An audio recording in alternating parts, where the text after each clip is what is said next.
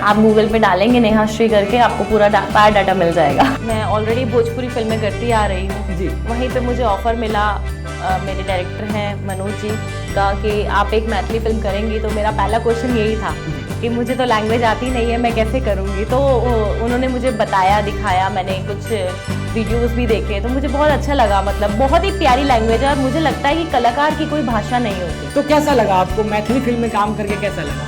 बहुत प्यारी लैंग्वेज है, बहुत प्यारी कल्चर है। इस बात की खुशी है कि आप मैथिली की भी अभिनेत्री हैं और भोजपुरी की भी अभिनेत्री हैं। तो कभी आप उसके बाद या उससे पहले कभी मिथिला में आप गई थी? नहीं, मैं कभी नहीं गई। हाँ, लेकिन वहाँ के कुछ फैंस हैं जिन्होंने मुझे एक बार, मुझे याद है कि मुझे मधुबनी की शायद पेंटिंग बड़ी फेमस है। हाँ। जो बहुत बारीकी से बनाई जाती है। हाँ। वो मुझे किसी फैन ने गिफ्ट की। नहीं, मैं आपका शुक्रिया अदा करूंगी कि आप मैथिली इंडस्ट्री से मुझे इनवाइट किया आपने, ताकि मुझे भी लग रहा था कि कुछ मिसिंग चल रहा है। अभी ठीक है।